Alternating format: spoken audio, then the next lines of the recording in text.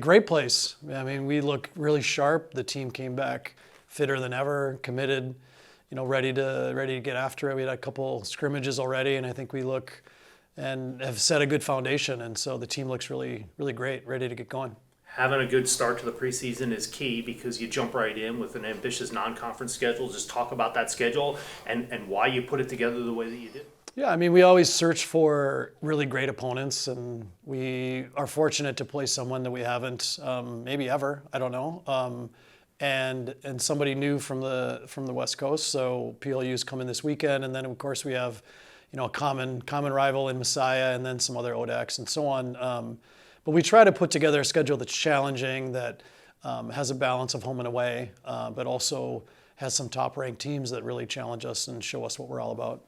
So when you take on that non-conference schedule early in the season, it's nice to have some knowns, and we certainly have that. You don't want to isolate one player above another, but one of the headliners you have offensively is Katie Sullivan. Just talk about her and how she just makes us a challenge to defend. Yeah, I mean, just a dynamic attacking player. I mean, she's certainly on everyone's scout when they play us, and that's a big challenge for her, and it has been over the years. But she's handled that with maturity and grace, and just gets after that. But the other part is, we have some new players that I think will also cause some issues in the attack, and the more attention that Katie causes, that also opens up some other people. So I think from a twofold, it's going to be a good thing for us. So Katie might be the headliner, but you have the reigning Centennial Conference Tournament MVP in Mega Salvi, Maria Romo-Nichols, certainly a talented returning offensive player. I think it's 8 of our top 10 scorers, plus a talented group. What kind of depth do you see that's developing, and how will that feed into what we want to do?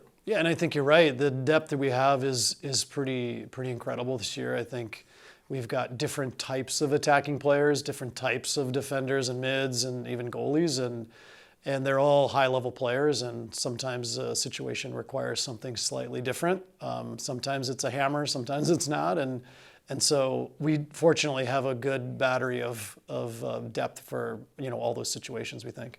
Flip to the other side of the field, you could say just about the same thing, maybe with a little bit of a younger group though. Even 2 headliners back there, both juniors, Annie Isfording and Ella Mako, and they anchor a defense that's been strong since the day you got here. Yeah, I mean, they've grown into really incredible leadership roles over last year through the spring and even now into the fall, and they're very eager for this year, and they've welcomed our new players in. And we really pride ourselves on our attacking prowess, but also equally so, we keep people away from the goal. So that group is certainly up for that challenge, and those two will be a big part of it.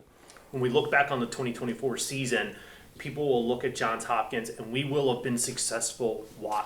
What is the difference between a good season and a great season as we look at this year? Well, I mean, the bar is pretty high. I mean, we certainly value and look for a conference championship every year. I mean, we don't take that lightly. Teams are prepared for us and really get up for our game and make it a really challenge for us. So that's number one. And number two is the prize that we've been fortunate to have in the past. That's quite difficult. And so those two, I wouldn't consider us to have an unsuccessful season should we not get the ultimate prize, but we certainly are striving for that.